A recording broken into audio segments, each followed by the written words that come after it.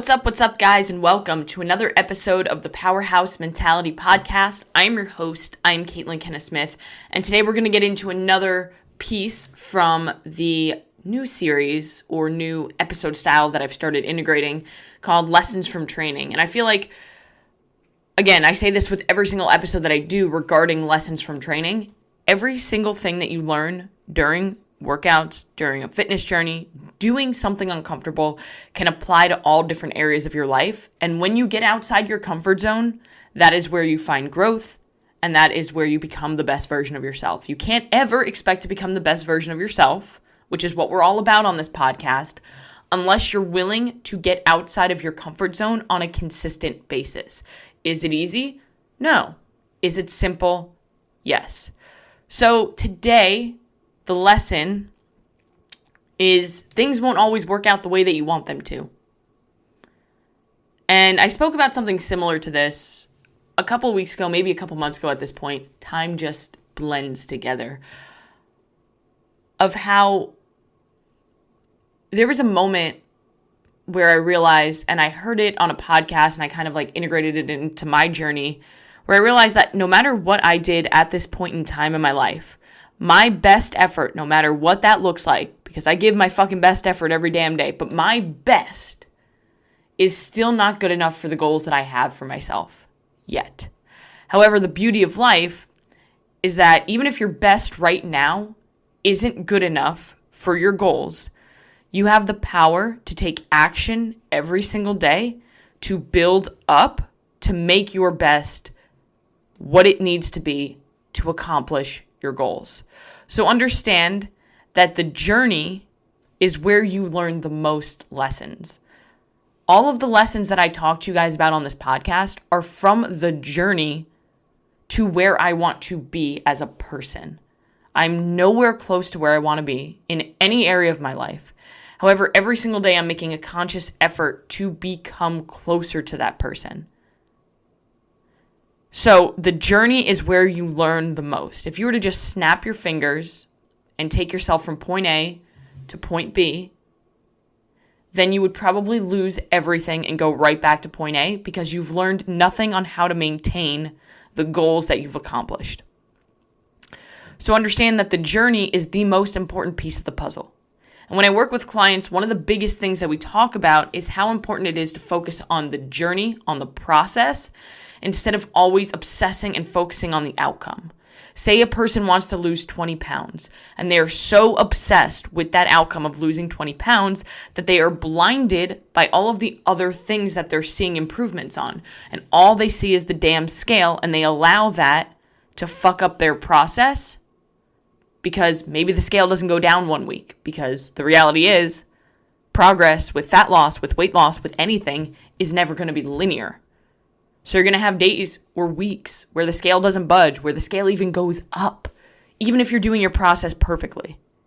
But what happens for a lot of people, especially if they don't have a coach to kind of be objective with them, is that they allow their emotions that are attacked or attached to the scale to dictate what they do on a daily basis. So maybe they step on a scale one day and they don't like the number that they see.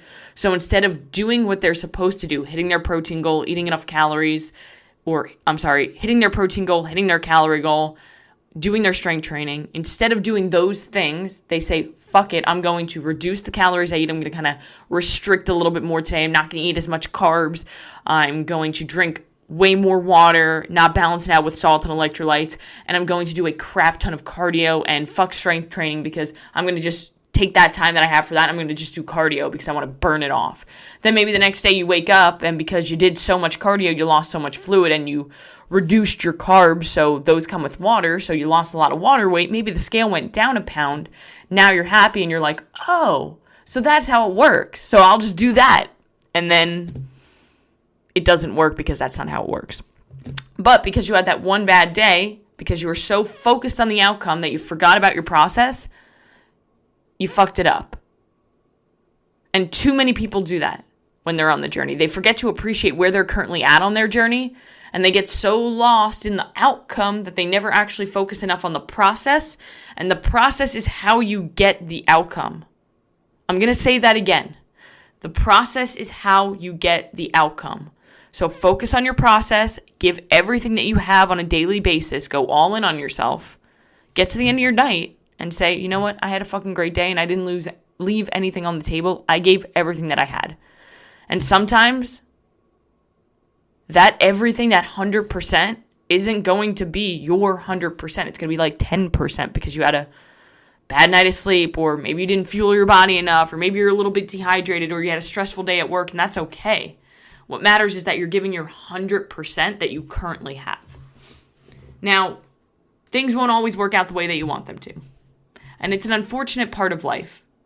And it's one that a lot of people struggle to accept.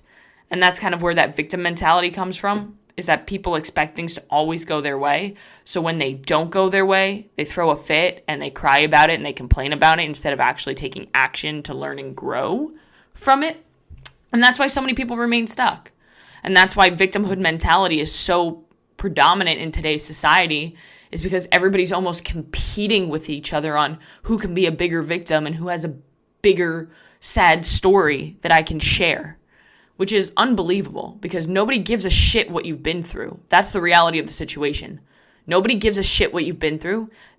What matters is what you're doing today to grow and to impact the world and help other people win and help yourself win. So on Saturday morning, I do this thing with a couple of my friends. My friend Sam Norman, who's been on the podcast a couple times. And then another coach from Hidden Summit, Melissa hasn't been on the podcast yet, but maybe we'll try and get her on here. Anyway, Sam Norman and I do this thing called Shit Show Saturday. I've spoken about it on the podcast before, maybe, but really what it started with was over a year ago at this point. I messaged Sam a workout that my coach Eric had programmed for me on a Saturday morning, and I was like, this is going to suck. It was 100-calorie row, 80 GHD sit-ups, 60 single dumbbell squats, 40 box jump overs. No, sorry, reverse that. 60 box jump overs, 40 of those single dumbbell squats, 30 power cleans, and 20 burpee pull-ups. Rest for 5 minutes and then repeat it backwards. It was terrible. But anyway, she was like, that kind of looks terrible, but I want to do it. And so I was like, you know what? Let's do it. Like, do it, and then we can kind of suffer together. I was like, fuck yeah, let's do it, because we're psychopaths like that. And we like to become better together, and there's no better way to be better than to suffer with somebody else, like on the path to get better. Or just go through a hard time with somebody. I bet you'll become really close to them. Anywho, we do this thing called Shit Show Saturday. It became a tradition. So now every single Friday night or Saturday morning, I send Sam the workout that Eric programmed that is quite terrible. And we go through it. And Melissa is one of Eric's clients. So Eric programmed something for Melissa since she has a lot different equipment. And we just basically suffer together. So Shit Show Saturday crew, always checking in. And so Saturday morning, woke up. Felt really fucking good, honestly. Mentally, physically felt great. And the day before, I had one of the best training sessions that I've had in a very, very long time. Like a really good training session. I hit a front squat PR when I was doing 85 to 95% front squats, which shouldn't have done because it wasn't programmed to max out, but I did it. And then I did really well on an assault bike piece that was basically just assault bike sprints, and I felt really good about my power output, which kind of gave me the okay that I'm on the right path, because power output has never been my forte as an athlete because I'm more of an enduring athlete. I'm more of an endurance athlete. So sprints, not the best for me, but I'm getting better at them, and that workout showed me that my hard work is paying off. So it was a great workout overall. I fucking felt awesome about it physically and emotionally. So I woke up Saturday morning, and I was excited to train. And a little bit of a backtrack. So that morning, Stone had woken up at like 3:30 because he was running this race called the Savage Loop. Now, the Savage Loop is a 42-mile ultra marathon here in Destin, Florida. And his team at work was running it. So he was kind of forced, but not really forced, but kind of forced, he voluntold that he was going to be running this race. So he signed up for it. He started training a little bit for it, and then he started getting into some knee issues, so he had to back off from running. And basically, he was running a race that he really didn't train for, and he didn't fuel properly. He didn't really hydrate properly. He slept like 5 hours. So basically, it was like, hope you don't die today, babe. I'll see you later. He didn't die. He's okay. But the reason I tell you this is because it kind of gets into the story as we go on. So I woke up, Stone wasn't there, and I was like, okay, cool, I'm going to go train. Got ready, went to train, felt really good, like I said. I was warming up, felt good, stretching, felt fine. And then I started the workout, and it was, the shit show Saturday just kind of like fumbled into it, I suppose. It became a shit show. And not because, yes, the workout was a tough it was a tough workout. It was every 5 minutes for 30 minutes, so that's 6 rounds, 20 GHD sit-ups, 40 double unders, and 20 devil's press, and then in the time remaining, you did max calories on the bike erg. So it was a bad workout. It was a tough workout, but any workout is tough if you give enough effort. Now, I just wasn't performing well. GHD sit-ups are one of my strengths. So I went in there, I got off the GHD, had plenty, at 50 seconds in, I got off the GHD, and I was like, all right, let's get into these double unders. And I tripped on the double unders so badly. I haven't tripped on double unders that badly in a very, very long time. It was almost as if I had never touched a jump rope. It was not good. And that took up so much of my time and a lot of my focus, and honestly knocked me out of it emotionally. I tried to stay as focused as possible, but that was really getting to me. I eventually finished the 40, and I got to the devil's press, and I was so fatigued, and at that point from just struggling through the double unders and doing very inefficient reps, that the weight was moving slowly, and I failed the first round. I only got 16 of the 20 double unders. And it was every 7 minutes for 35 minutes. I had fucking plenty of time, so it was 5 rounds. I had plenty of time to get those movements done, and I couldn't get it done, and that gutted me, but I said, fuck it, dropped the dumbbells, went right back into the second round. I barely didn't fail the second round. My double unders still sucked, and then the weight was just heavy. And I got 20 right at the buzzer. And that was at that time that I decided, we're going to lower the dumbbell weight by 5 pounds because I had failed and I needed to accept that and move on.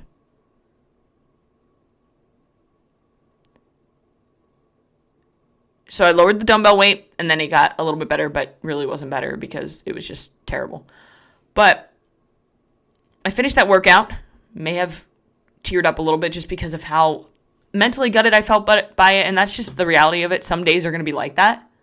It doesn't happen often, but it does happen.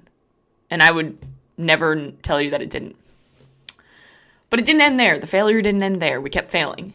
So then next on the list was DT, which is 5 rounds, 12 deadlifts, 9 hang power cleans, 6 shoulder to overhead, and I was using a 95-pound barbell. I was warming up. I couldn't hit anything on the 95-pound barbell. I was doing the deadlifts fine. Those are light deadlifts. Shoulder overhead, that was okay. I couldn't hit a hang power clean if my life depended on it with 95 pounds. My body was just so wrecked at that point.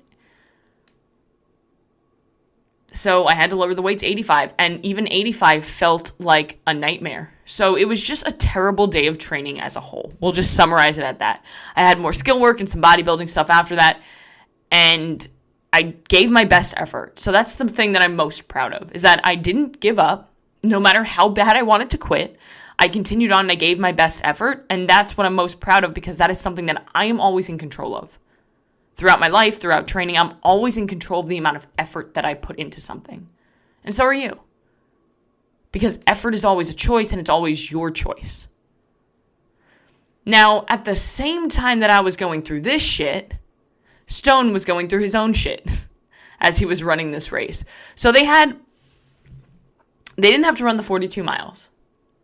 There were 4 different aid stations on which you could call it there. It was a charity run, right? So you can stop at the 10-mile aid station, the 17-mile aid station, the marathon, which is 26 0.2 mile aid station, or the 35, or continue on. So you had to make difficult decisions, because if you weren't stopping at that aid station, you had like between 9 and 7 miles before the next aid station. And if you got stranded out there, you got stranded out there. It is what it is, right? So Stone wanted to run more than he'd ever run before, which had been a half marathon, which is 13 miles.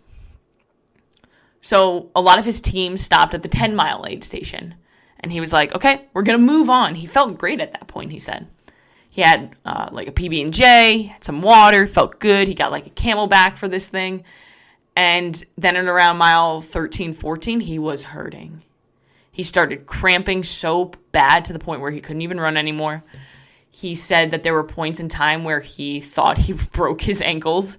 And later that evening, he couldn't even get off the couch, basically, without looking like he was just walking on broken legs. He said his ankles were so swollen that he was really concerned that he had torn things or broken ankles. So he was hurting at the same time. And again, one of those moments where things won't always work out the way they wanted to. Now, did he expect to do really well? No, because again, he didn't really train the way he should have. He didn't fuel properly. He had a protein bar before he ran the race, and he had a Rice Krispie after he ran the race. So not a good fueling strategy at all. No electrolytes were consumed, which probably is why he cramped. But the point is, he got to the mile marker 10, and he said he felt great. So he was like, he was thinking, he's going to be able to at least run a marathon. And then 3 miles later, he was like, I don't even know if I can make it to the next aid station. That shit happens, and that's life. Shit doesn't always work out the way that you want it to. And at the same time, one of my clients was running a marathon in Ohio, and she had been training really fucking hard to get a huge PR. And I was getting alerts for every single mile. Every single mile I got a ding. She ran this fast. Here's her pace. Here's her projected time. Well under the projected time that we had planned for. Fucking killing it. Mile 11, about 12 seconds slower. Mile 12, like 2 minutes slower. And I was like, oh fuck, what's going on? She got a little bit better. The next mile went back to like her pace, then went back up again. Back up again, back up again, back up again. And I was like, what's going on? So we messaged back and forth, and she was struggling. She was hurting because things weren't going the way that she wanted it to work out. And again, it happens. And that day, specifically, I was reminded through multiple different experiences, through my experience, through my client's experience, and through Stone's experience, that things won't always work out the way that you want them to. And that's okay. Because just because something doesn't work out in the moment the way that you want it to, or the way that you think it's going to work out, doesn't mean that things aren't working out the way that they're supposed to. Because again, this is a journey. If every single time I had a shitty workout, I quit, I would be nowhere near where I am today. Because I would have quit on week 1. There's something that I heard on a podcast once, and it's the rule of 5 when it comes to workouts. And I can't remember the exact numbers, but you can expect to have like 1 good workout, 3 subpar workouts, and 1 really shitty workout in a week of 5. So if you have a really shitty workout, you can't allow that to dictate who you show up as tomorrow. Because you could go from having the worst workout of your life to having the best. Or you could go from having the best to the worst. Sometimes it's just like that. And sometimes you can't pinpoint why it's like that. Failure, pain, and discomfort are our greatest teachers. And I talk about that a lot because it is so true. And honestly, every day I'm probably reminded about how true it is. Everything really does happen for a reason. But it's up to you to make it worth it. And what I mean by that is you are where you are today because of the choices you've made and the actions you've taken up until this point. You may not be able to control everything, but you can always control how you view and how you respond to any situation that you're thrown into. So when you fail and you're thrown into one of those situations and life hits you in the face with something that you didn't expect, when you have a bad day, a bad workout, or you just don't feel yourself, it's up to you to learn, grow, and move on from that. You're the only person who can make that decision. And unfortunately, a lot of people don't make that decision. A lot of people, when they're faced with failure or hardship, make the decision to fold and go backwards. They allow it to destroy them and get to them too much. Don't let that be you, because remember, you're always in control. Always. Even when it doesn't feel like you're in control, even when you're in a high state of anxiety or stress and you feel like the world is crumbling around you, you always have control. So keep reminding yourself that, and no matter how dark things seem, it's always temporary. The pain is temporary. You can keep going. So, biggest lesson from today, things won't always work out the way that you want them to, but that doesn't mean that things aren't working out the way they're supposed to work out. Keep going on the journey, keep focused on your process, and go out and do one thing that's going to take you one step closer to where you want to be.